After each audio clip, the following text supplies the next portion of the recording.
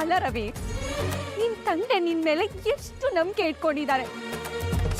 ಮನೋಜ ಹಾಳಾದ, ಸೂರ್ಯ ನನ್ ಮಾತ್ ಕೇಳಲ್ಲ, ಆದ್ರೆ ರವಿ ಅವ್ರಿಬ್ರು ತರ ಅಲ್ಲ. ಅವ್ನ್ ತುಂಬಾ ಒಳ್ಳೆಯವನು ಅಂತ ನಿನ್ ಮೇಲೆ ನಂಬಿಕೆ ಇಟ್ಕೊಂಡು ಎಲ್ರು ಹತ್ರನು ಎದೆ ತಡ್ಕೊಂಡು ಹೇಳ್ಕೊಂಡ್ ಬರ್ತಾರೆ ಕಣೋ. ನನ್ ರವಿ ನನ್ ಮರ್ಯಾದಿನ ಕಾಪಾಡೋನು ಅಂತ ಹೇಳ್ತಿದ್ರು. ಈಗ ನೀನು ಅವ್ರ ಮರ್ಯಾದಿನ ಹಾಳು ಮಾಡ್ಬಿಟ್ಟಲ್ಲೋ ರವಿ. ಅಂತ ತಂದೆಗೆ ಮೋಸ ಮಾಡಿ ಇಲ್ಲಿ ಬಂದಿಂತ ಕೆಲ್ಸ ಮಾಡಿದ್ಯಲ್ಲ, ನಿನಗ್ ಸರಿ ಅನ್ಸ್ತಿದ್ಯಾ? ರವಿ, ಈ ವಿಷಯ ಏನಾದ್ರೂ ನಿಮ್ ತಂದೆಗೆ ಗೊತ್ತಾದ್ರೆ ಅವ್ರು ಬಕ್ಕಿರ್ತಾರೆ ಅಂತ ಅನ್ಕೊಂಡಿದ್ಯೇನೋ? ಇವಳು ಬೇರೆ ಹುಡುಗನ ನೋಡಿದ್ರು, ಮನೇಲಿ ಒಪ್ಸಿ ಮಾತಾಡಕ್ ಸಮಯ ನಮ್ಗಿರ್ಲಿಲ್ಲ. ಅಕ್ಕೆ ಅದಕ್ಕೆ ಮದ್ವೆ ಆಗ್ಬಿಟ್ರಿ ಅಲ್ವಾ? 25-30 ವರ್ಷದಿಂದ ನಿಮ್ಮನ್ನ ಕಷ್ಟಪಟ್ಟು ಸಾಕಿರೋ ತಂದೆ ತಾಯಿ ಅಲ್ಲಿ ತಲೆ ತಗ್ಗಿಸ್ಕೊಂಡು ಓಡಾಡ್ತಿರ್ತಾರೆ. ನೀವು ನಿಮ್ ಫೋನ್ಗಳಲ್ಲಿ my wife is my life ಅಂತ ಸ್ಟೇಟಸ್ ಹಾಕೊಂಡು ಓಡಾಡ್ತೀರಾ. ಇದೆ ಅಲ್ವಾ ಮಕ್ಕಳಾಗಿ ನೀವು ತಂದೆ ತಾಯಿ ಕೊಡ್ತಿರೋ ಮರ್ಯಾದೆ? ನಾವು ಮೇಜರು ಕಾನೂನು ನಮ್ಮನ್ನ ಪ್ರಶ್ನೆ ಮಾಡೋ ಹಾಗಿಲ್ಲ ಅನ್ನೋ ದರ್ಪ. ಈ ದರ್ಪ ಇರೋರ್ಗೆ ತಂದೆ ತಾಯಿ ಪ್ರೀತಿ ಎಲ್ಲ ಅರ್ಥ ಆಗತ್ತೆ.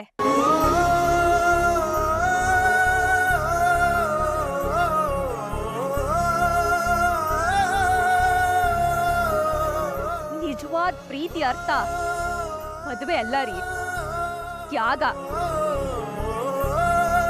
ಇಲ್ಲ, ನಿಮ್ಗೆ ಹೀಗೆ ಒಳ್ಳೆ ಮಾತಲ್ಲಿ ಹೇಳಿದ್ರೆ ಅರ್ಥ ಆಗಲ್ಲ.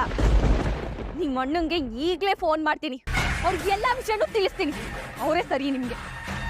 ಅಕ್ಕ ಮೀನವ್ರೆ, ನೀನ್ ನನ್ನನ್ನ ಅಕ್ಕ ಅಂತ ಕರಿಬೇಡ. ಅದ್ಕೆ ನಾನ್ ಹೇಳದ್ ಒಂದೇ ಒಂದ್ ನಿಮಿಷ ಕೇಳಿ. ನೀನ್ ಮಾತ್ ಕೇಳ ನಾನು ಇಲ್ಲಿವರೆಗೂ ಬಂದಿದ್ದು. ನೀನು ನನ್ನನ್ನ ಅತ್ತೆ ಹೇಗ್ ನೋಡ್ತಿರೋ ಹಾಗೆ ನೋಡ್ಬಿಟ್ಟೆ ಅಲ್ವಾ? ಓ, ಇವಳು ದಡ್ಡಿ ಪೆದ್ದಿ ಏನ್ ಹೇಳಿದ್ರು ನಂಬ್ಕೊಂಡ್ಬಿಡ್ತಾಳೆ ಅಂತ ಅಲ್ಲ? ಇಲ್ಲ ಅದ್ಕೆ, ನಿಮ್ಮ ನಾನು ಯಾವತ್ತೂ ಆ ರೀತಿ ನೋಡಿಲ್ಲ. ನನ್ನ ಮದುವೆಯಲ್ಲಿ ನಮ್ಮ ಅಪ್ಪ ಅಮ್ಮ ಅಣ್ಣಂದ್ರು ಯಾರೂ ಇಲ್ಲ. ನಮ್ಮ ತಂದೆ ತಾಯಿ ಆದ್ಮೇಲೆ ನೀವೇ ನನ್ಗೆ ಎರಡನೇ ತಾಯಿ. ನಿಮ್ಮ ಆಶೀರ್ವಾದ ಬೇಕು.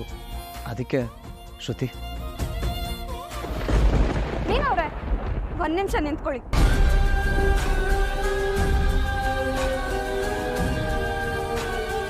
ಮಾಡೋದೆಲ್ಲ ಮಾಡ್ಬಿಟ್ಟು ಈಗ ನನ್ನ ಕಾಲಕ್ಕೆ ಬಿದ್ಬಿಟ್ಟು ಕ್ಷಮಿಸ್ಬಿಡಿ ಅಂತ ಕೇಳ್ಬಿಟ್ರೆ ನಂಗೆ ಕ್ಷಮಿಸ್ಬಿಡ್ಬೇಕಾ? ನನ್ನ ಹತ್ರ ಸುಳ್ಳು ಹೇಳೋ ಅವಶ್ಯಕತೆ ಏನ್ರಿ ಇತ್ತು ನಿಮ್ಗೆ? ನೋಡಿ, ಒಂದ್ ನಿಮಿಷ ನನ್ನ ಮಾತು ಕೇಳಿ. ನಾನೇ ರವಿಗೆ ಹೇಳಿದ್ದು ನಿಮ್ನ ಇಲ್ಲಿ ಕರ್ಕೊಂಬರೋದಿಕ್ಕೆ. ರವಿ ಹೇಳ್ದ ಹಾಗೆ ನಮಗೆ ನಿಮ್ಮ ಮೇಲೆ ತುಂಬಾ ಅಭಿಮಾನ ಇದೆ. ನಮ್ಮ ಮದುವೆಯಲ್ಲಿ ನೀವಿರಬೇಕು, ನಿಮ್ಮ ಆಶೀರ್ವಾದ ಸಿಗಬೇಕು ಅಂತ ನಾವು ತುಂಬಾ ಆಸೆ ಪಟ್ವಿ. ನಾನು ನಿಮಗೆ ಒಂದು ತಿಂಗಳಿಂದ ಪರಿಚಯ ಆಗಿರ್ಬೋದಾ? ಹೆತ್ತ ತಂದೆ ತಾಯಿ ಮೇಲೆ ಇಲ್ದೇ ಇರೋ ಪ್ರೀತಿ ನನ್ನ ಮೇಲೆ ಏನ್ರಿ ನಿಮ್ಗೆ? ಹೇಳ್ರಿ. ನೀವು ನನಗೆ ಸ್ವಲ್ಪ ದಿನಕ್ಕೆ ಪರಿಚಯ ಆಗಿದ್ರು ನೀವು ನನ್ನ ಬಗ್ಗೆ ತುಂಬಾನೇ ತಿಳ್ಕೊಂಡಿದ್ದೀರಾ. ನಮ್ಮ ಮದ್ವೆಗೆ ನಮ್ಮ ತಂದೆ ತಾಯಿ ಇಲ್ದೇ ಹೋದ್ರು ಅದೇ ಪ್ರೀತಿ ತೋರ್ಸೋ ನೀವಿರ್ಬೇಕು ಅಂತ ನಾವು ಆಸೆ ಪಟ್ವಿ. ಅದಕ್ಕೆ ನಾವು ಮದ್ವೆ ಮಾಡ್ಕೊಂಡಿದ್ ವಿಧಾನ ತಪ್ಪಾಗಿರ್ಬೋದು, ಆದ್ರೆ ನಮಗ್ ಬೇರೆ ದಾರಿ ಇರ್ಲಿಲ್ಲ. ಅದಕ್ಕೆ ನನ್ನ ನಂಬ್ಕೊಂಡ್ ಬಂದಿರೋ ಇವಳು ಕೈ ಬಿಡಕ್ಕೆ ನನ್ ಮನ್ಸಾಗಿಲ್ಲ. ಯಾಕೆ ಅಂದ್ರೆ ನಾನು ಅವಳ ಅಷ್ಟೇ ಪ್ರೀತಿಸ್ತಾ ಇದ್ದೀನಿ. ಮೀನಾ ಅವ್ರೆ, ನೀವ್ ಸೂರ್ಯ ಅವ್ರಿಗೋಸ್ಕರ ಎಷ್ಟು ಮಿಡಿತಿದ್ರು ನನಗೂ ರವಿಯ ಬಗ್ಗೆ ಅಷ್ಟೇ ಮಿಡಿತಾ ಇದೆ. ನಾವು ಒಬ್ರನ್ನೊಬ್ರನ್ನ ತುಂಬಾ ಪ್ರೀತಿಸ್ತಿದೀವಿ. ದಯವಿಟ್ಟು ಆಶೀರ್ವಾದ ಮಾಡಿ. ಆಶೀರ್ವಾದ ಮಾಡಿ. ಅದಕ್ಕೆ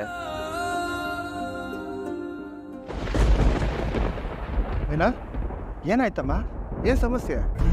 ಇವರು ನನ್ನ ಮೈದ್ನ ಮನೇಲಿ ಯಾರಿಗೂ ಹೇಳ್ದಲೆ ಬಂದ್ ಮದ್ವೆ ಮಾಡ್ಕೊಂಡಿದ್ದಾರೆ.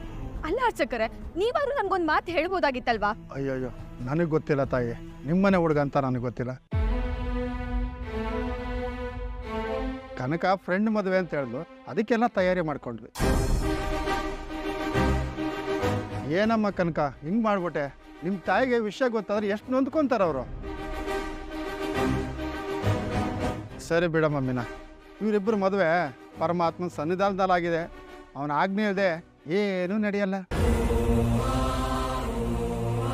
ತೊಳಮ್ಮ, ಈ ರಿಜಿಸ್ಟ್ರಲ್ಲಿ ಗಂಡ ಹೆಂಡತಿ ಇಬ್ಬರು ಒಂದು ಸೈನ್ ಮಾಡ್ಬಿಟ್ಟು ಹೋಗ್ಬಿಡಿ.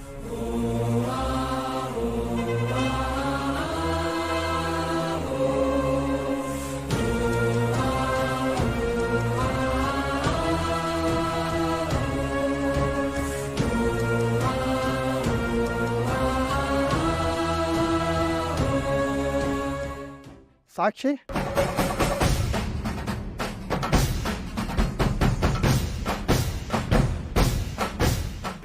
ಅದಕ್ಕೆ ಸಾಕ್ಷಿಗೆ ನೀವು ಏನ್ ತಮಾಷೆ ಮಾಡ್ತಿದ್ಯಾ ರವಿ?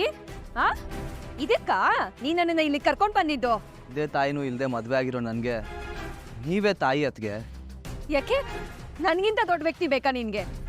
ಇದಾನಲ್ಲ ಕನಕ, ದೊಡ್ಡ ವ್ಯಕ್ತಿ, ಸೈನ್ ಮಾಡಿಸ್ಕೊಳ್ಳಿ ಇವಳ ಕೈಲಿ.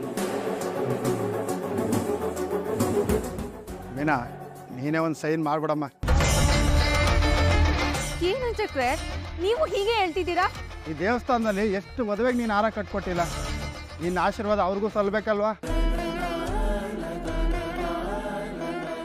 ಈ ದೇವಸ್ಥಾನದಲ್ಲಿ ನೀನು ಬೆಳೆದಿರೋ ಹುಡುಗಿ, ನೀನು ಆಶೀರ್ವಾದ ಮಾಡಿದ್ರೆ ಸಾಕ್ಷಾತ್ ಭಗವಂತನೇ ಆಶೀರ್ವಾದ ಮಾಡ್ದಂಗೆ. ತಗೊಳವ, ಸೈನ್ ಮಾಡು.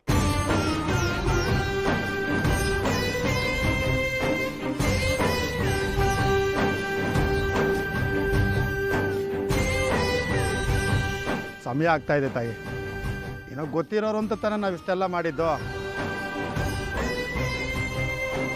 ಅಂದರೆ ರಿಜಿಸ್ಟ್ರೇಷನ್ ಟೈಮ್ಗೆ ತೊಂದರೆ ಆಗುತ್ತೆ. ತಗೊಳಮ್ಮ, ಸೈನ್ ಮಾಡು. ಅಕ್ಕ ಸೈನ್ ಮಾಡಕ್ಕ? ಮೀನಾ, ಆಗಿರೋದು ಆಗೋಗಿದೆ, ಏನು ಮಾಡೋಕ್ಕಾಗುತ್ತೆ? ಈಗ ಬೈದು ಪ್ರಯೋಜನ ಏನಮ್ಮ? ಮನೆಗೆ ಕರ್ಕೊಂಡೋಗಿ ಮುಂದೆ ಆಗ್ಬೇಕಾಗಿರೋ ಕಾರ್ಯ ನೋಡವ. ತಳವ, ಇದಕ್ಕೊಂದು ಸೈನ್ ಮಾಡವ.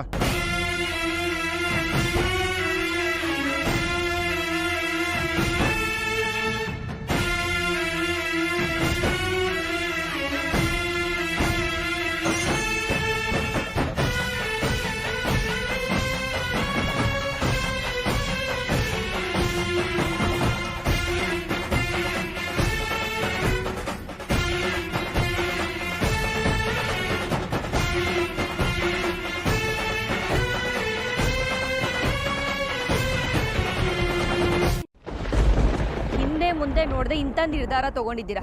ಮುಂದೆ ಏನೇ ಸಮಸ್ಯೆ ಬಂದ್ರು ಇಬ್ರು ಜೊತೆಗೆ ನಿಂತು ಬದುಕಬೇಕು. ಮೊದಲು ಮನೆಗೆ ಬಂದು ಮಾವನ್ ಕಾಲಿಗೆ ಬಿದ್ದು ಅವ್ರ ಹತ್ರ ಕ್ಷಮೆ ಕೇಳಿ.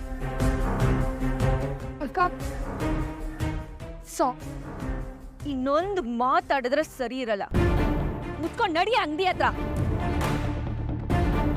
ಅಕ್ಕ ಯಾಯ್ ಇನ್ನು ಒಂದೇ ಒಂದ್ ಮಾತಾಡಿದ್ರೆ ನನ್ ಏನ್ ಮಾಡ್ತೀನೋ ಅಂತ ನನಗೆ ಗೊತ್ತಿಲ್ಲ. ಬಾಯಿ ಮುಚ್ಕೊಂಡು ನಡಿ ಅಂಗಡಿಗೆ. ಅಮ್ಮ ಬಂದ್ಮೇಲೆ ಇದ ನಿನಗ್ ಮಾರಿ ಹಬ್ಬ. ನಡಿಯತ್ತೆ. ಸಾರಿ ಅಕ್ಕ, ಹೋಗೋ. ಬೇಗ ಮನೆಗೆ ಬನ್ನಿ. ನಿಮ್ಮ ಅಣ್ಣನೂ ಮನೆಗೆ ಬರ್ತಿದ್ದಾರೆ.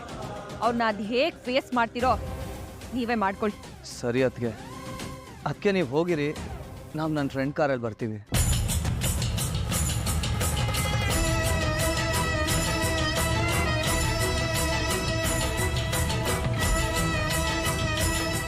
ಏನ್ ರವಿ, ನೀನು ಮನೆಗೆ ಬರ್ತೀವಿ ಅಂತ ಹೇಳ್ತಿದ್ಯಾ? ಮನೆಗೆ ಹೋಗದೆ ಇನ್ನೆಲ್ಲಿ ಹೋಗೋಣ ಶ್ರುತಿ? ಅಲ್ಲ, ನೀನು ಅದಕ್ಕೇನೆ ಇಷ್ಟು ಕೋಪ ಮಾಡ್ಕೊಂಡಿದ್ದಾರೆ ಅಂದರೆ ನಿಮ್ಮ ಮನೆಯವ್ರ ಬಗ್ಗೆ ಯೋಚನೆ ಮಾಡು. ಈ ವಿಷಯ ಏನಾದರೂ ನನ್ನ ತಂದೆ ಗೊತ್ತಾದರೆ ರೌಡಿಗಳನ್ನ ನಿಮ್ಮ ಮನೆ ಕರ್ಕೊಂಬಂದು ನನ್ನ ಅಲ್ಲಿಂದ ಕರ್ಕೊಂಡು ಹೊಟ್ಟೋಗ್ಬಿಡ್ತಾರೆ. ನಮ್ಮಿಬ್ರನ್ನ ಬೇರೆ ಮಾಡಿಬಿಡ್ತಾರೆ ರವಿ. ಹಾಗಾದರೆ ಹೀಗೇನು ಮಾಡೋಣ ಅಂತೀಯಾ? 2 ದಿನ ಇವ್ರ ಕಣ್ಣಿಗೆ ಕಾಣಿಸ್ಕೊಳ್ಳೋದೇ ಬೇಡ. ನನ್ನ ಫ್ರೆಂಡ್ ಗೆಸ್ಟ್ ಹೌಸ್ ಇದೆ, ನಾವು ಅಲ್ಲಿಗೆ ಹೋಗ್ಬಿಡೋಣ. ಅದಕ್ಕೆ ಇಲ್ಲಿಗೆ ಬಂದಿದ್ದಾರೆ. ನಾವು ಅವ್ರ ಜೊತೆ ಮನೆಗೆ ಹೋಗದೇ ಇದ್ರೆ ಅವ್ರಿಗೆ ತುಂಬ ಪ್ರಾಬ್ಲಮ್ ಆಗುತ್ತೆ ಶ್ರುತಿ. ಹಾಗೆಲ್ಲ ಏನೂ ಆಗಲ್ಲ ರವಿ, ಅವರೇ ಎಲ್ಲ ನೋಡ್ಕೋತಾರೆ. ನಾವಿಲ್ಲಿದ್ರೆ ಖಂಡಿತ ನಮ್ಮಿಬ್ರನ್ನ ಬೇರೆ ಮಾಡಿಬಿಡ್ತಾರೆ. ಪ್ಲೀಸ್ ರವಿ. ಹೌದು ಕಣು ರವಿ, ಅವ್ರು ಹೇಳ್ತಾ ಇರೋದು ಕೂಡ ಕರೆಕ್ಟಾಗೇ ಇದೆ. ಯಾಕೆಂದರೆ ಈಗಿರೋ ಸಿಚುವೇಶನ್ ನೋಡಿದ್ರೆ ತುಂಬ ಕ್ರಿಟಿಕಲ್ ಇದೆ. ಇನ್ನೊಂದು 2 ದಿನ ಹೊರಗಡೆ ಇರೋದೇ ಬೆಸ್ಟು. ಆಮೇಲೆಲ್ಲ ಸರಿ ಹೋದ್ಮೇಲೆ ಬರುವಂತೆ. ಬಾ, ನನ್ನ ಕಾರ್ನಲ್ಲೇ ಹೋಗೋಣ. ಕಮ್.